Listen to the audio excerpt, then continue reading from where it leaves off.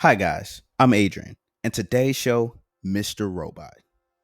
Mr. Robot is a show about loneliness, addiction, the world we live in, and the bonds that keep us chained to the system. It's about change and the things we would go through to get there. Although Elliot has severe mental illness, he's no different from you and me. He's been through trauma and finds a way to cope. It's an everyday struggle, and it's something we all go through in one way or another. Mr. Robot deconstructs society, human social interaction, and the effects it has on us. Elliot explains to us that we are all just a facade.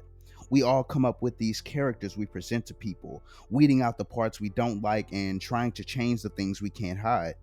I'll take a moment to talk about the shot composition of the show and how making your character offset in screen presents this form of vulnerability. The shots present all the impurities in one's face and reveals underlying emotions in a way that tells the audience exactly what the character is thinking.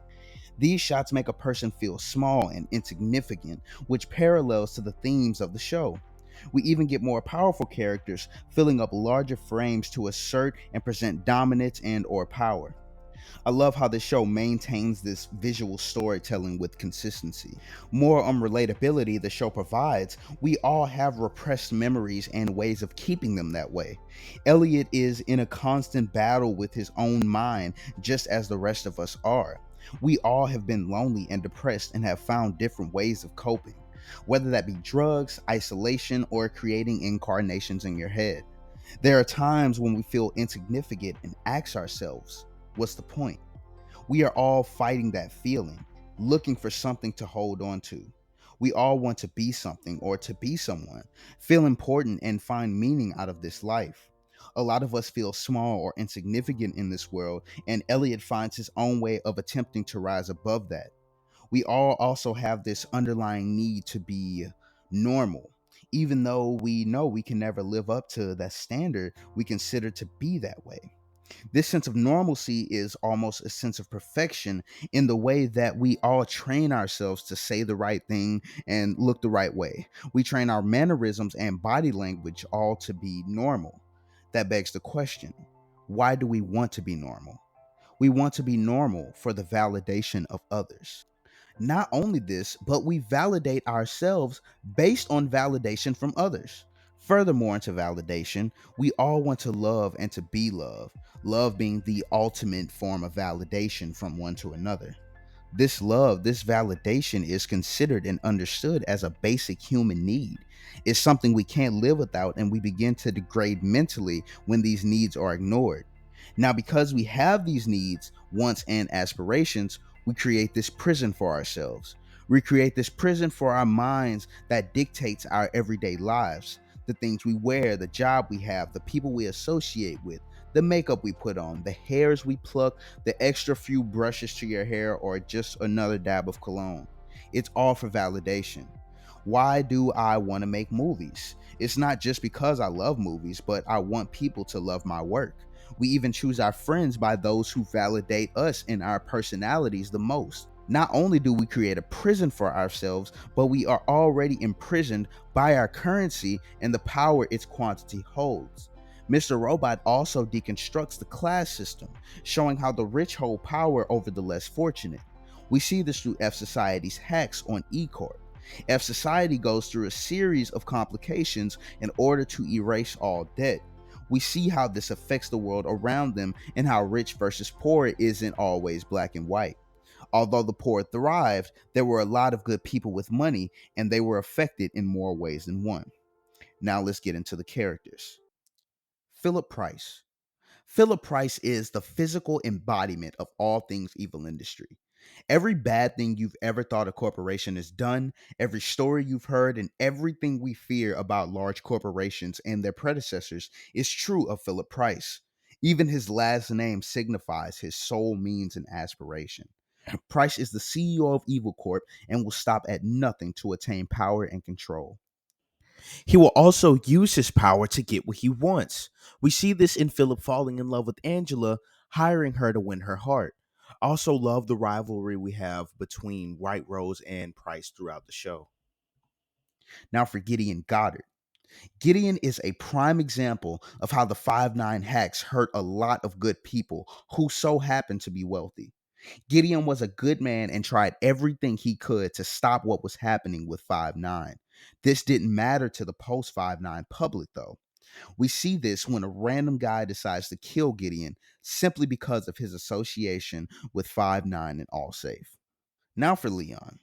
Leon starts out as just this random guy that Elliot talks to every day.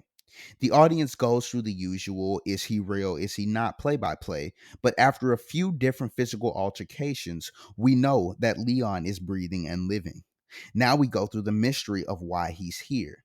He can't just be this cool guy who has Elliot's back. It's really easy and fun to believe that, but this isn't the case. We eventually come to realize that Leon was sent by the Dark Army to protect Elliot from harm, and he usually comes in clutch. He also reminds me of myself and his love for TV shows. Now, Joanna. Joanna is one crazy mother flubber. This woman is soulless, emotionless, self serving, narcissistic, and every other pretentious adjective in the book. She will stop at nothing to accomplish her goals, and twisting her arm isn't good for anyone. She even lets a man fall in love with her and has an entire relationship with him just to use him to testify against Scott Knowles and blame him for his wife's murder. This is a good place for us to bring in Tyrell Wellick. Tyrell is Joanna's husband, and their romance thrives on their lust for power. Now, Tyrell was the one who actually killed Scott Knowles' wife, so Joanna tries to pin the murder on Scott Knowles himself. Now, just like Elliot, Tyrell didn't have a great childhood. Tyrell also hated his father and the little that he accomplished in his lifetime. Tyrell strives to be what Scott Knowles is. When this doesn't work out, Tyrell strives to be more than what Philip Price is. He wants to be something beyond the CEO of the world's biggest conglomerate corporation in history. Tyrell wants to be a god. Tyrell sees Elliot as a god, and he worships Elliot because of what he's done and his abilities in the chair and behind the keyboard. We even see this in him shedding tears when losing faith in Elliot. Tyrell is a man of objective, just like his wife, and again, will stop at nothing to accomplish his goals. Dominic. Dominic is the FBI agent sent to investigate the 5 9 hacks. She tries so hard to relate to her suspects because she has no one else to relate to. I really hate the fact that Elliot's loneliness is only visualized through crying montages, but Sam Ishmael makes up for that with Dom. Ishmael shows us Dom actively being lonely, literally attempting to have deep conversation with an Amazon Alexa. We even see her masturbate to some online chat room. She doesn't watch porn, but rather the chat room for connection, to feel like someone's there, to feel intimacy. We get to see what her form of loneliness is, and it's heartbreakingly relatable. Now, Darlene. Darlene is lonely too. This is where Dominic sees their relation. Darlene is Elliot's sister, and she had a crappy childhood too, just as Elliot did. She does everything she can to help with the 5 9 hacks and does her best to help and care for Elliot, all while battling her form of loneliness. Even though she has a boyfriend, we still see that Darlene feels alone in this world just like a lot of us do. Darlene leads F Society when Elliot is AFK, pun intended. Unfortunately, she ends up getting scooped up by the FBI and becomes the snitch. Now for Angela. Angela is the modern picture of success and the loneliness it brings. She strives for control and she takes it. After she breaks up with Ali, she steps up and tries to fight E Corp for killing her father. After being stepped on time and time again by the people she tries to reach out to, she decides she must be better than them. And the only way to do that, Angela thought, was to join them. So she begins to work for Evil Corp and becomes a mini Philip Price. She then gains power and uses that power to get what she wants. Fed up with the world, she found her own way to fight back. She becomes a soulless corporate body whose only sight is the goal at hand. Now for Elliot. Separated by 4 personalities: Kid Elliot, Mr. Robot, his mother, and the mastermind. Elliot uses these different personalities to navigate life and to cope with his past traumas. Young Elliot is there to absorb the pain that was inflicted on him as a child. Elliot's mother acts as a constant reminder of what Elliot is shielding himself from. Mr. Robot comes out when Elliot can't handle things such as social advancement and physical pain. He acts as Elliot's voice of reason and protector. The mastermind is who we see throughout most of the show and who we mostly associate with Elliot. Where it gets interesting is how these personalities battle each other, signifying Elliot's conflicting thoughts and Elliot's personalities taking over with no recollection of the predecessor.